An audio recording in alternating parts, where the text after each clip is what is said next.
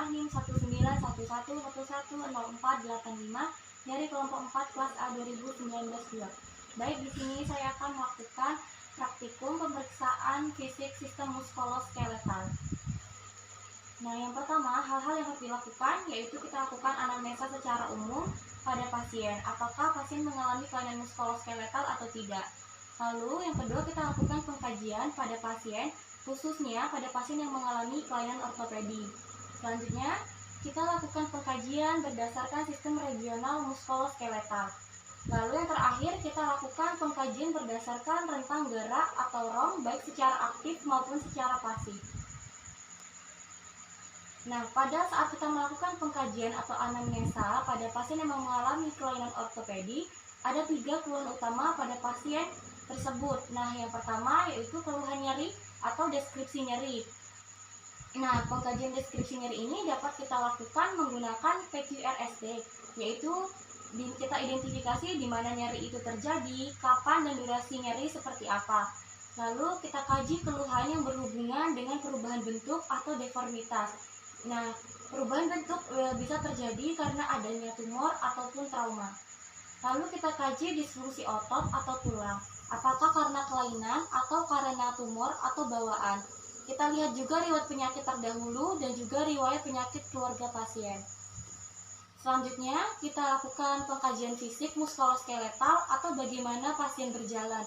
Apakah ada kelainan saat pasien berjalan seperti bahunya sebelah naik atau pelvisnya turun.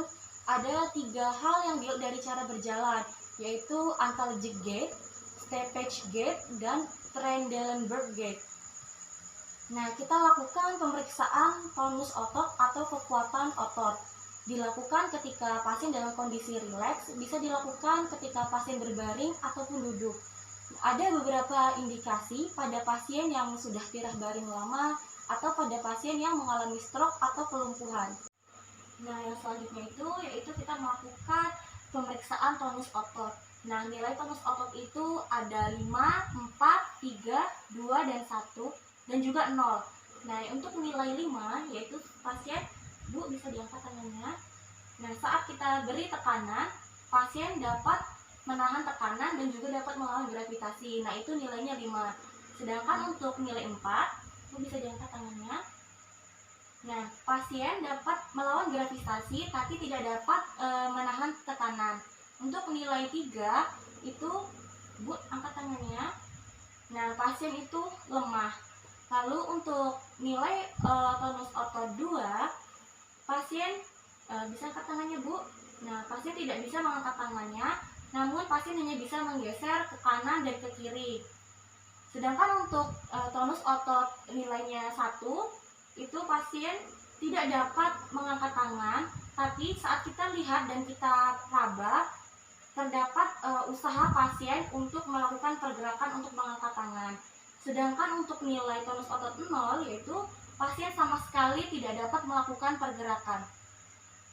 Untuk nilai tonus otot 0, 1, ataupun 2, kita lanjutkan melakukan pemeriksaan atrofi otot. Nah, caranya kita cek terlebih dahulu pada lengan tangan kita. Kita lakukan fleksi. Nah, apabila kita dapat merasakan pergerakan tonus otot pada tangan lengan kita, ini dapat kita lakukan kepada pasien. Bu, bisa digerakkan tangannya, kita lakukan fleksi ya, Bu, ya. Nah, jika saat pasien kita suruh melakukan tadi dan kita rasakan gerakannya itu sama seperti yang kita rasakan pada saat kita lakukan pada lengan kita, maka itu pasien normal dan tidak terjadi atrofi otot. Nah, selanjutnya yaitu pemeriksaan sistem muskuloskeletal berdasarkan sistem regional. Nah, yang pertama kita lakukan inspeksi dan palpasi secara umum. Untuk melakukan inspeksi pada pasien itu ketika dia datang, dia berjalan dengan baik. Kemudian kita lihat bahu kanan dan kiri simetris atau tidak. Lalu kita inspeksi juga hal tadi itu dari bagian depan. Nah, yang pertama itu, Ibu bisa di sini, Bu. Nah, yang pertama di sini kita akan lakukan palpasi pada bagian leher. Nah, di sini saya berada di belakang pasien.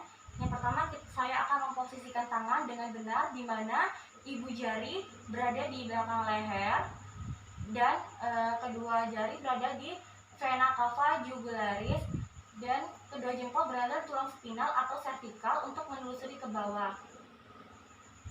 Ini, apakah ada benjolan atau tidak? Nah, lalu untuk kedua jari yang berada di bahu, kita naikkan, kemudian kita telusuri dari leher sampai ke kelenjar tiroid untuk melihat apakah ada benjolan atau tidak. Lanjut ke bagian bahu, kita raba, apakah ada benjolan atau tidak, atau ada deformitas, atau ada bunyi klik, atau patah tulang. Nah, selanjutnya kita lakukan pemeriksaan pada bahu kanan dan juga kiri. Tangan kita bisa berpindah ke sebelah sisi. Di sini saya berpindah ke sebelah kanan. Nah, di sini salah satu tangan itu memfiksasi dan tangan satunya lagi untuk meraba dan menekan. Apakah ada rasakan nyeri, Bu? Baik, selanjutnya kita turun ke pergelangan tangan. Minta pasien untuk mengangkat tangan untuk memeriksa apakah ada masalah atau tidak. Baik, Bu. Bisa diangkat tangannya ke samping dan juga ke bawah.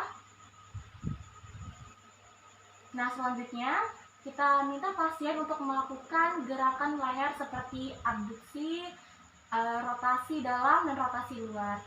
Baik, Ibu, lehernya melakukan pergerakan seperti ini, Bu. Lalu ke atas, ke kanan, ke kiri. Nah, baik. Kita lakukan pemeriksaan ke bagian siku dan tangan pasien. Pertama, kita inspeksi terlebih dahulu apakah ada benjolan atau tidak. Kita lakukan perabaan dan kita lakukan perabaan pada siku dan gerakan tangan pasien. Nah, tanyakan pada pasien apakah pasien bisa melakukan gerakan siku. Baik, Bu, bisa ya. Lalu kita lihat apakah ada benjolan di pergelangan tangan pasien atau tidak. Kemudian kita minta pasien menggerakkan pergelangan tangannya. Baik, Bu, bisa lakukan pergerakan gerak. Baik. Selanjutnya kita lakukan pemeriksaan bagian punggung. Nah, di sini kita inspeksi pada pasien mengalami kifosis, lordosis, skoliosis, dan gibus. Nah, ketika melakukan perabaan hingga bagian abdomen, nah seperti ini kita telusuri. Tujuannya untuk mengetahui apakah ada deformitas, benjolan, atau ada kelainan pada tulang pasien. Minta pasien untuk duduk yang tegak. Nah, selanjutnya kita lakukan di bagian dada. Ibu bisa menghadap ke sini. Di sini kita akan lakukan juga sama seperti di punggung tadi, sampai ke bagian abdomen. Nah, saat sampai bagian abdomen, kita minta pasien untuk menarik nafas. Nah, ini tujuannya yaitu untuk menilai kekuatan otot di bagian abdomen pasien. Nah, selanjutnya di sini kita lakukan pengukuran apakah ada kesenjangan antara kaki kiri dan juga kaki kanan. Nah, untuk mengukur panjangnya itu untuk mengetahui kelainan untuk seperti bentuk femur lebih panjang daripada betis atau sebaliknya. Nah, ada dua cara untuk melakukan perbandingan pengukuran ini. Yang pertama, kita ukur antara jarak siat dan malleolus.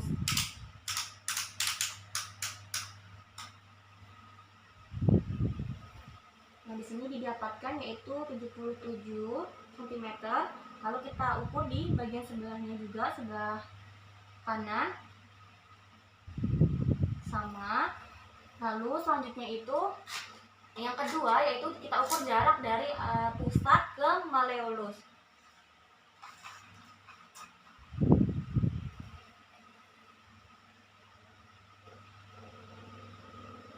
Di sini didapatkan 86 cm. Lalu kita pindah ke sebelah kanan.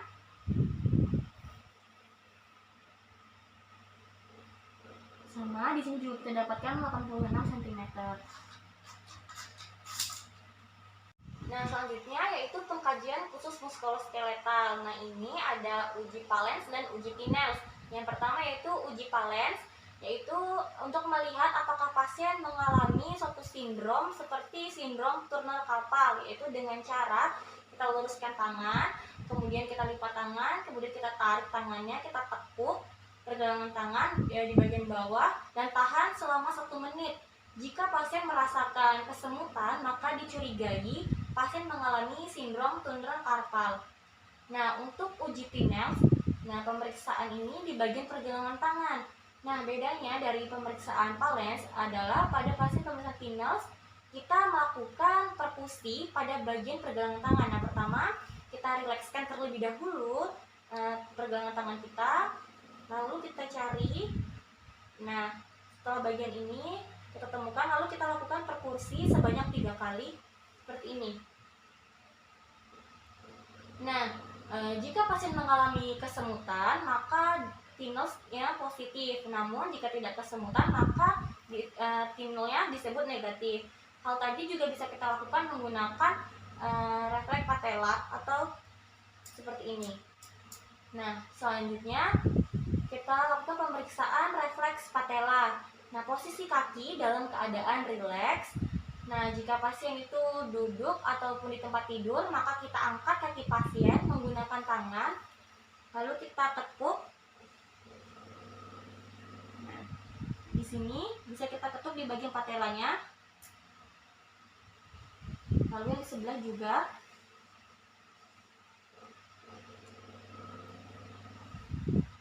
Nah, selanjutnya itu kita akan melakukan pemeriksaan tanda balon. Nah, tanda balon ini dapat kita lihat di bagian lutut pasien. Kita lihat pergerakan di sekitar patelanya. Nah, kita fiksasi di seputar patella, kemudian kita gerakkan seperti ini. Apakah ada cairan atau tidak? Jika tidak, berarti tidak ada tanda benjolan. Selanjutnya, untuk pemeriksaan tanda balon, kita fiksasi terlebih dahulu, kita rasakan apakah ada pergerakan cairan atau tidak. Lalu kita bisa raba juga di bagian patelanya, apakah ada pergerakan cairan atau tidak. Nah, jika tidak ada, berarti tidak ada tanda balon. Nah, indikasi untuk pemeriksaan tersebut yaitu untuk melihat apakah ada tanda penumpukan cairan pada patella pasien, seperti karena pasien mengalami kelebihan volume cairan, atau pada pasien yang mengalami kelainan pada peredaran darah. Sekian pemeriksaan fisik sistem muskuloskeletal saya. Mohon maaf apabila ada kesalahan. Saya sudahi. Wassalamualaikum warahmatullahi wabarakatuh.